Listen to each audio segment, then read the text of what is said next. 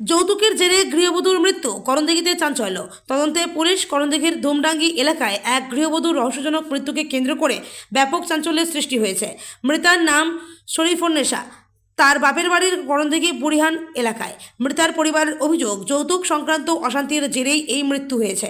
পরিবার সূত্রে জানা গেছে, শুক্রবার বিকেলে লোকমুখে মেয়ের মৃত্যুর খবর পেয়ে তারা শ্বশুরবাড়িতে পৌঁছেই বিছানায় শোয়ানো অবস্থায় দেহ দেখতে পান। পরে পুলিশকে খবর দেওয়া হলে তারা ঘটনাস্থলে গিয়ে দেহ উদ্ধার করে। শনিবার দেহটি ময়নাতদন্তের জন্য রায়গঞ্জ মেডিকেল কলেজের হাসপাতালের মর্গে পাঠানো হয়।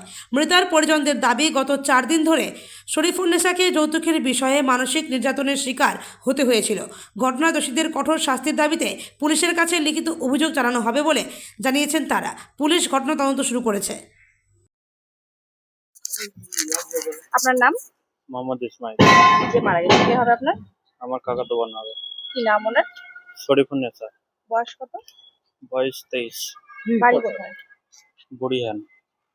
বয়স কত বলেন? 23 বছর। বিবাহিত? বিবাহিত, 2 ছেলের মা। স্বামীর নাম? নওশাদ আলী। আর ওর বাবার বাড়ি কোথায় ছিল? বুড়িহান। শ্বশুর বাড়ি আর না, বুড়িহান হলো বাবার বাড়ি, আর শ্বশুর বাড়ি হলো ধুমডাঙ্গি। ধুমডাঙ্গি। হ্যাঁ। পোস্ট অফিস কি করছে ওটা? আমাদের পোস্ট অফিস বুড়িহানের তো মাংনাবিটা, ওটা মনে হয় রাসকোয়া করছে। রাসাপা। কি হয়েছিল ঘটনা? ঘটনা মরেছে কখন জানা নাই। তো আমরা খবর পাই 5টার সময়।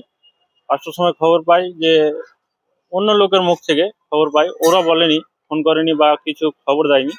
তারপরে অন্য লোক আমরাকে কল করে যে আমার বোন মারা গেছে। তারপরে আমরা বিশ্বাসঘাত না যে আমার বোন কি করে মারা হয়ে যেতে পারে। তারপরে আমরা গেলাম, যে দেখি যে সত্যি মারা গেছে। মানে কি অবস্থা দেখতে পেলেন না? আমরা কি অবস্থায় বিছানায় শুয়েছিল, আমরা কোনো কিছু জানি না আমরা কি করে হয়েছে। না না, বিছানায় শুয়েছিল। তারপরে? তারপরে আমরা গেলাম, তারপরে প্রশাসনকে জানালাম, প্রশাসনকে জানিয়ে আমরা লাশ নিয়ে আমরা এসেছি রায়গঞ্জ থানায় এসেছে। রায়গঞ্জ এসেছি। অভিযোগ করেছেন? না, এখনো অভিযোগ হয়নি, তাহলে হবে। স্বামীর নাম? নওশাদ আলী। কি করতেন উনি? এমনি কৃষি কাজ করে। কৃষি কাজ করেন। তো কি কারণে মারলো বা কি হয়েছিল ঘটনা? ঘটনা বলতে আমাদের যে বিয়েতে একটা যৌতুক দেওয়া হয়, ওই যৌতুকের টাকা নিয়ে নাকি 4 দিন থেকে ঝামেলা ওদের বাড়িতে। 4 দিন থেকে খেতে দেয়নি।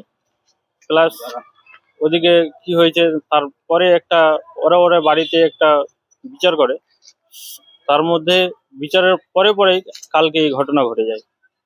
কি চাইছেন এখন আপনি? এখন আমরা প্রশাসনের কাছে আমরা চাইছি যে শাস্তি পাই। অভিযোগ করবেন? হ্যাঁ।